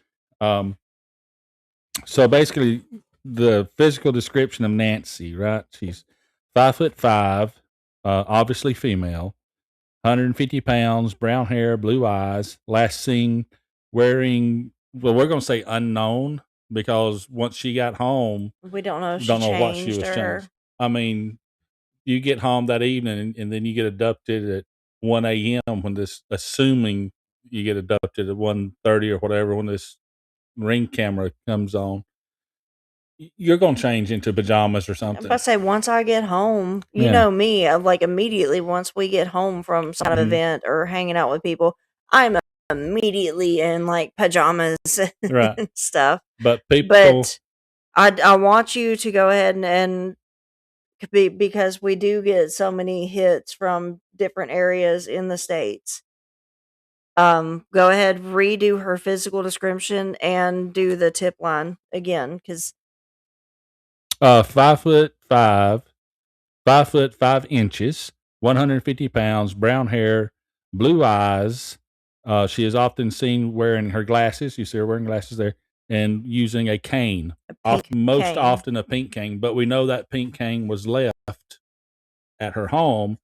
I'm assuming her glasses were probably left at home too. I don't know. Say everything, her medication, everything that Yeah. she needed. So you can't count on that cane nor the glasses or True. really what she's wearing. But But look at anyways, this photo, and that's her on the again, right. the tip line Is 1-800-CALL-FBI. So real simple. Ooh, Yeah, call I think that's her. I FBI. might need to call FBI. What's that number? Yeah, just call FBI. It's 800 1-800 call FBI. Yep. So any of our followers, like maybe in the Arizona, California, all that kind of southwestern area, anybody that's there, I don't know how many people. Yep. Whatever. We're just gonna try to. I'm gonna try put to help find her. Missing persons. Is it a flyer? I don't know if you call it a flyer now or what. Yeah, I would consider it basically called a flyer, but the missing persons poster, basically. It's gonna have her in a blue, looks like a blue hoodie, and age 84. Nancy Guthrie, 84 years old, female, 5'5", 150 pounds, brown hair, blue eyes. Last seen evening of January 31st, 2026, at her residence near East Skyline Drive and North Campbell Avenue. Unknown what clothing she may be wearing. Again, she was taken in the middle of the night, so it's hard to say. Want to pull up just yet, so it's hard. I'll get it up there eventually, but okay. I say there it should be. Well, it's loading. There we go. But it should be on the screen now. So you can't count on what she's wearing. That's just what they got her from the last. So good. You want to use the best picture. That's the most recognizable one and very recent. So that's what they're working with there. Surveillance footage and that text or that post you just talked about with David, talking about how that he's on Facebook, I assume. Yeah, I'm watching the Facebook chat right now. So read his post again. He said, "It's so crazy that dumb criminals that dangle plants in front of the doorbell cameras can kidnap someone and elude the FBI and local law enforcement for so many days, and we have no DNA evidence or anything." So yeah, I mean, if you know that they have these kind of doorbell cameras, you can put anything up there, even just a piece of electrical tape over the camera part of it. Like, so. So like, I love these cameras, but I've got. They have their flaws and their limitations. So the Nest camera, that's a type of doorbell camera. Almost, it's a different brand than like Ring or whatever else. So the Nest camera was disabled early that night, but back-end data recovered by the FBI shows a person in full ski mask, gloves, long-sleeve jackets, pants, and boots. They carry a backpack, have a flashlight in their mouth, and appear armed with a holstered gun. It's at the very front. So handgun for sure. Yeah. The individual approaches the door, checks the camera, places a gloved hand over the lens, and uses nearby shrubbery to obscure it even further. No footage of Nancy or vehicle were seen on this camera. Body language analysis says the suspect appears relaxed and deliberate, with steady movements and no signs of tensions. Like he calm, normal blink rate, no furrowed brows, nothing to indicate that he was overly stressed or anything. Right. He had this is not a random act, nor a act like of just opportunity that seemed to be planned out. Right. That's what the I'm body. gonna move that over here so we can both It's read what that. the body language specialists were saying. And you can see on the video, and I think everybody's seen these pictures go out where he's standing there. These pictures have been blasted by the media and everything. So, And what's interesting about that is these pictures wasn't readily available because it wasn't a live stream. That's why they had to go back and find right. the thing. It wasn't recording live, so they had to actually go back and find. Yeah, they said that the cameras were tampered with.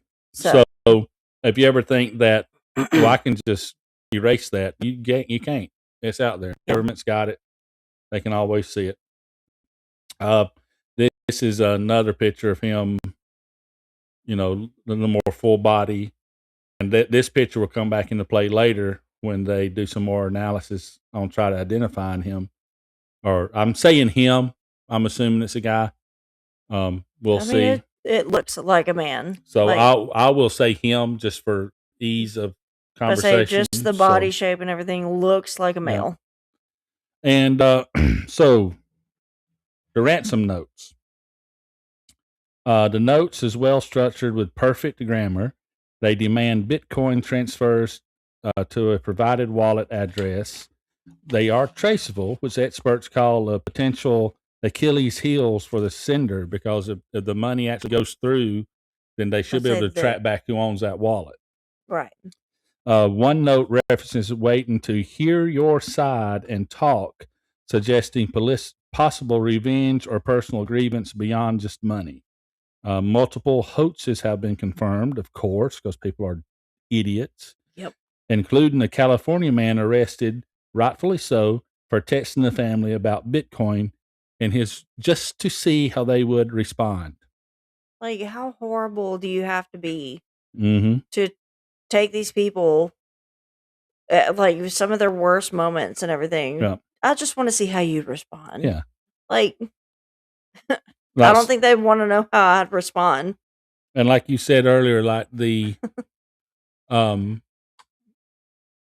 Bitcoin wallet had some action. I think somebody said there was a $300 transaction or something tied to it, but I don't know what that was. The family hasn't made any kind of statement that they I was have checking no on information it. on that. So Yeah, I was just remember somebody was talking about it when I was watching earlier. yeah, But the deposit, there's been no proof of life provided despite all the demands, and the deadlines have passed without any kind of escalation from the so-called kidnappers.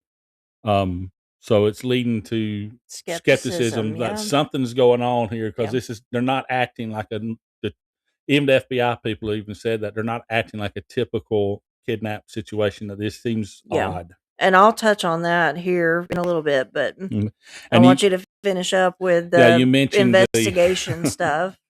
The Domino's pizza delivery driver approached the crime scene with pizza ordered by the media. Let's be real. They was the bloggers and the vloggers and all those people. Media. We're going to put that in air quotes. And thereby interfering with the investigation.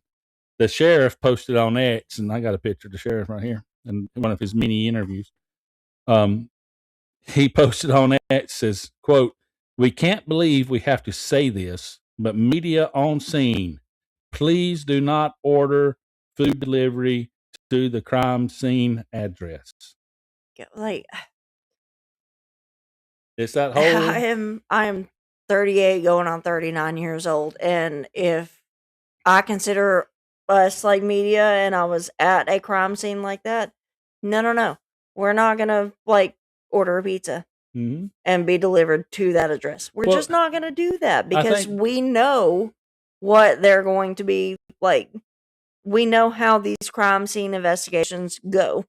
Yeah, and it's like you said, it's I think part of it is everything is just so unserious now, because they take the serious things and they degrade them so much by over making it such a big deal out of nothing. Yeah. That when something is a big deal, nobody believes it anymore.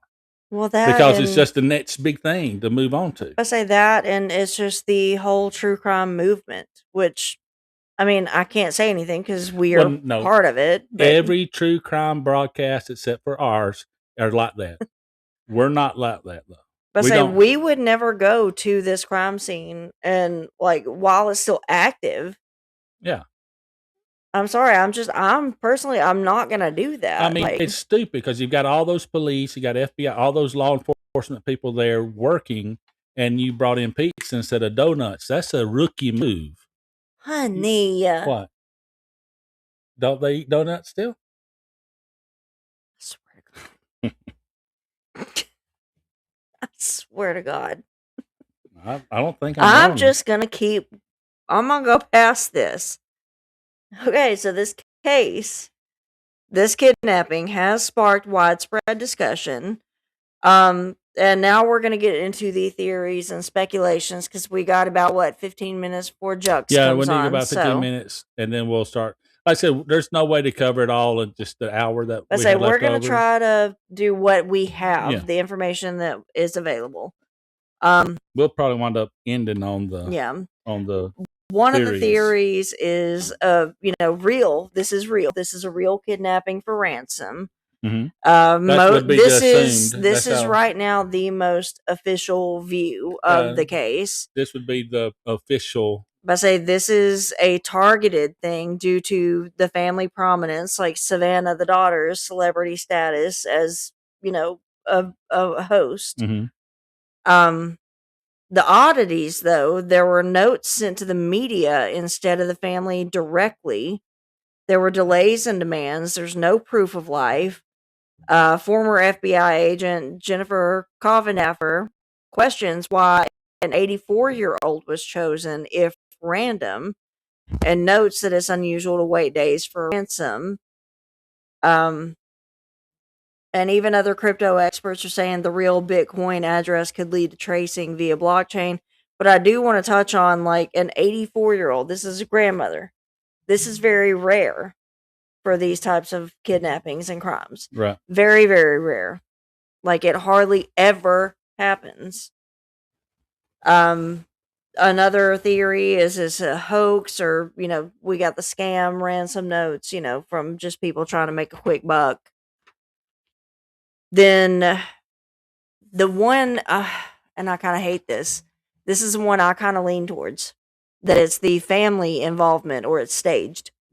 Yeah. I hate that that it is like this, but because of her age, because of her special needs with medications and physical aids like the cane, I do go with family involvement or staged as of right now. It's alleged that the sister Annie or her husband were involved. There was an accident that was covered up. The motives could be inheritance or disputes about inheritance. No evidence supports this right now, and I will fully say that no evidence supports this right now. This is just some of the theories that are out there. So, But I mean, the family has been cooperative from the beginning. That's very fine. They were cleared. But Dan Bongino on Fox said that he questioned the narrative after the deadlines passed, mhm. all this kind of stuff, other internal issues. And I mean, I'm sorry, like, there may have been an accident, there may have been a fight, and something happened. I don't know, but if this was a kidnapping, they would have known her health issues. They would have known her physical limitations. Right. Like, you don't do this stuff without doing your research. And like we've even done an episode on that. So as of right now, just my personal gut feeling says that okay, this was probably something that happened and nobody wants to own up to it. Right. I don't know. Well, some of the other things that people are talking about especially the body language analysis and stuff. Some of these videos that the family have released, people are pointing out how odd they are and some of the phrasings that are being said that people are not sure about. And I'm going to play a couple of those. I was about to say, I've got some just dictations and everything. Yeah, if you want to read them, then I can play them. If you want. There was a February 4th video. Savannah, Annie, and Cameron addressed the abductor, said, quote, "We want to hear from you.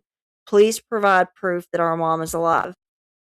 This includes a clip of Nancy herself on the Today Show for her voice and her mannerisms and everything. Mhm.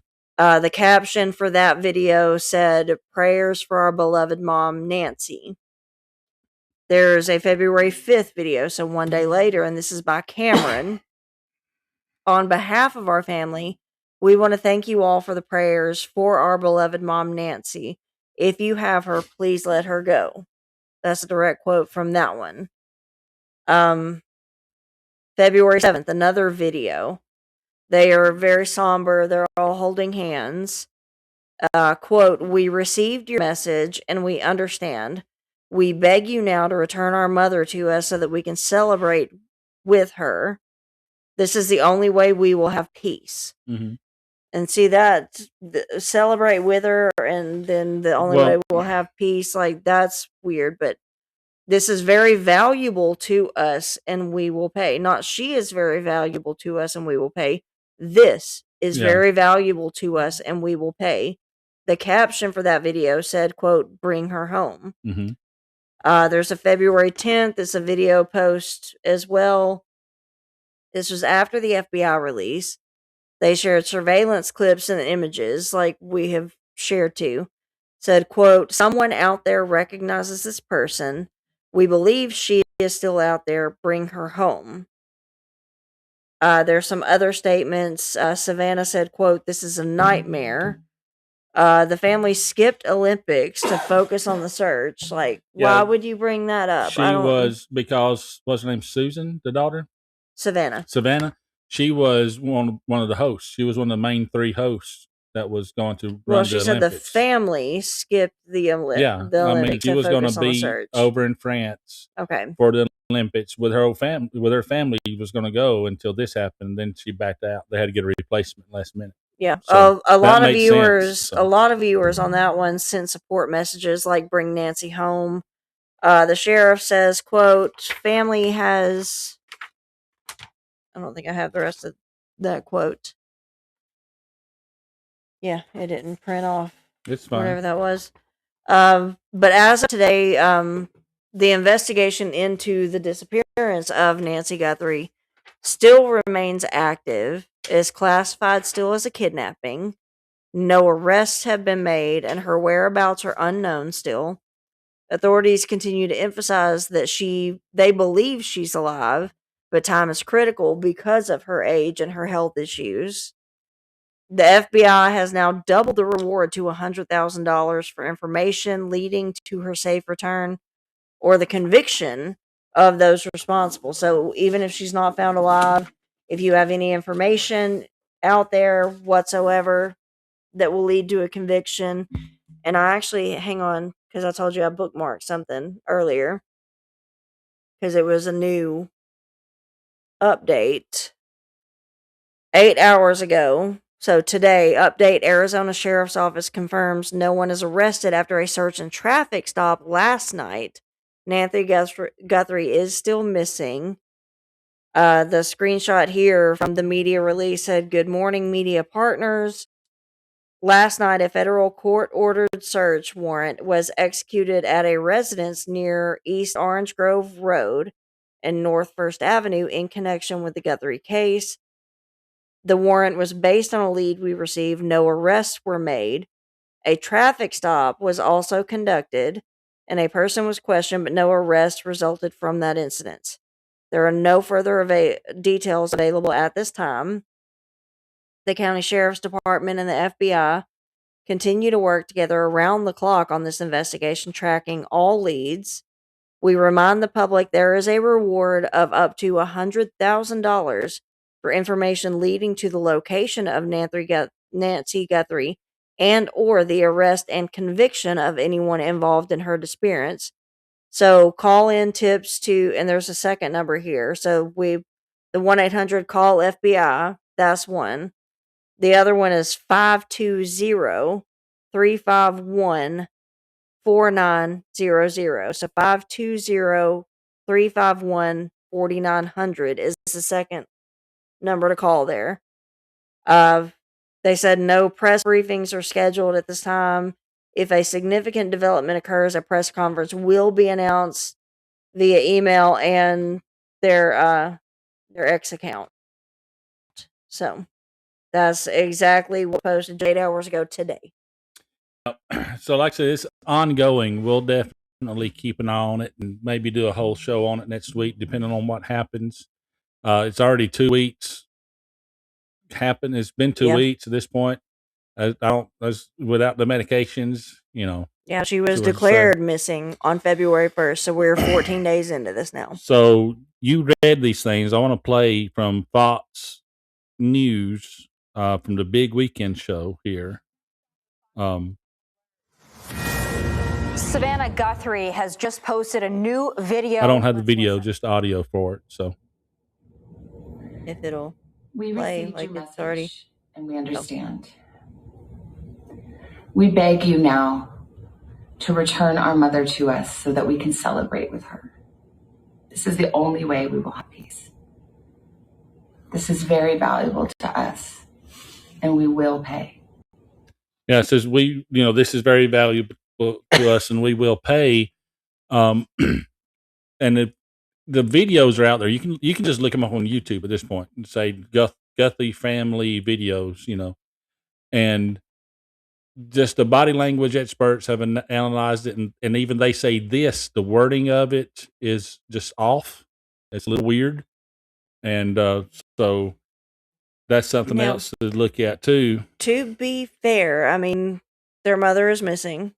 Like, I understand that. Like, me, if I'm ever on camera because something like this has happened, Mm-hmm. I'm going to be the one that everybody looks at. And Just because, like, on camera and for something like this, I'm not going to be okay. right. And So, I mean, I understand that aspect of it. I absolutely do. So, just fair exchange there. Everybody, And then there's this one I too, wanted where to she's come on talking and about Savannah Guthrie posted a new video there, just a few days ago. everybody. So I wanted to come on and just share a few thoughts as we enter into another week of this nightmare. I just wanted. So basically, she's talking there just as it's just a plea to the community to keep an eye out and keep them in their prayers and all that kind of thoughts. But again, the body specialists, they're even saying something seems off, and I'm no specialist on it, but so Yeah. I'm not going to say one way or the other. But the main thing you can do, in my opinion, first off, $100,000 tip line. That sounds good. They've been over 100,000 tips called in already, and all of them basically have led to absolutely nothing and hoaxes. So there's a bad side of that as well. If you don't have something, don't call. Okay, Yeah. just because your neighbor decided he's going to skip a day of watering his yard, don't mean he's got somebody locked in the basement. All right. If you don't know anything, don't call and don't take up their time actually out there doing something good. Because they have to chase down each one of these tips. They have to Yeah. look into it. But anyways, I just want to throw it out Yeah, there. for sure. So only thing we can do is just kind of pray about the situation and hope that there's a resolution to it. And that's all we're asking you guys to do as well is pray for them. So I don't like to be all doom and gloom, but 84 years old, health problems, all the medicines left, all her physical aids are left. Me personally, I don't think this woman's still with us. And I hate saying that. I And- really do. I mean that's the likelihood of it. You playing the odds. So, but some people say it might have been an inside job. What would be the reason behind it being inside though? I don't understand that either. I don't know. We don't know that there were any big issues between family members. Like, we have no idea. Mm-mm. That would be the big one. And 84 years old, like, okay, like Savannah, she's, she's on like the Today Show and everything. Like, she's making good money. Like, she doesn't need an inheritance necessarily. Right. I don't know about other family members. I don't understand, but I don't know. I mean, disabling the cameras, all this kind of stuff. Well, on the screen is the best overall look of the guy's build, who is the suspect, and I think is the kidnapper. Ain't just a suspect, but anyways, it's him. They say he's around 5'9" to 5'10", according to each of those blocks. They measured the tiles, Yeah. and then they know And how the big arch these are, there. and then they calculated how tall he was and what size shoes he wears and all that stuff. So that information is available as well. I Kind of say- give you a description of the guy, but You got to also look at that rug right there, the distance from the arch and everything, how tall the arch is. So where Yeah. he's standing on the rug, like, yeah, they were able to calculate how his height roughly. mm-hmm. He's leaning a little bit, sure, but And then supposedly they found a glove. Well, not supposedly, they found a glove in the bushes on the property, and they found some blood that does not match anyone in the family on the property. they did have some blood evidence and everything that did come back to Nancy. Yeah. They So found we do that have that, but outside there of the is door. They found some of Nancy's blood, but they found other Yeah. blood droplets that did not match anyone in the family on site. No, So there apparently was some sort of struggle. obviously. So the 84-year-old had a little fight left in her. So I hope whoever it is missing an eyeball. All right, let's put it out there. Absolutely. But Either either me at way- 84, I'm gonna go down fighting. either way, keep the situation in your thoughts and prayers. Hopefully we get a resolution, and I if say, God willing, maybe absolutely either let Miss Nancy be alive. Like, he either brings her home to the family or he's already took her home to him.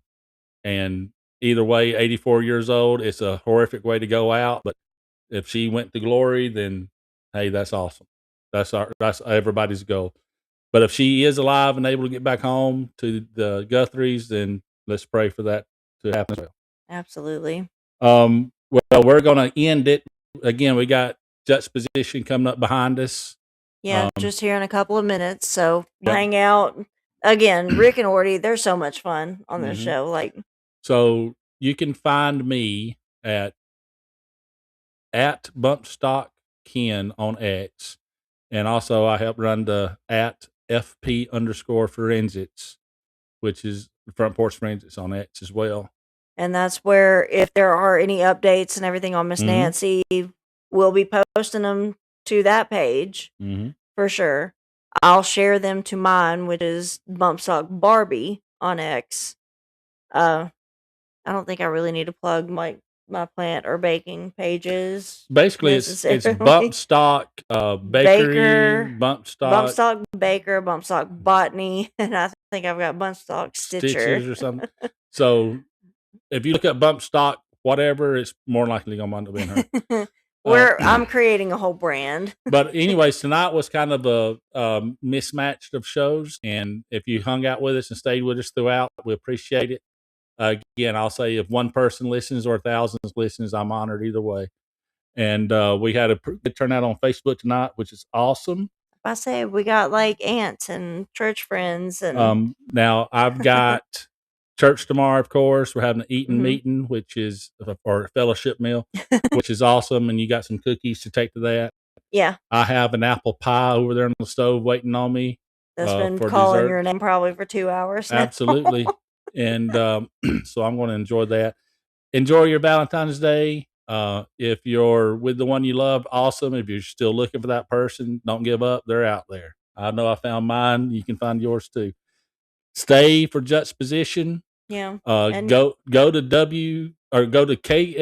klrnradio.com and you can find a plethora of other shows, ours and a whole bunch of others that you might enjoy. So go check that out. And so much to offer there. And guys, don't do anything that's going to land you on an episode of Front Porch Forensics. So just be safe out there. be safe and be smart. How's that? And thanks again, and we'll see y'all later. I listen to it at night.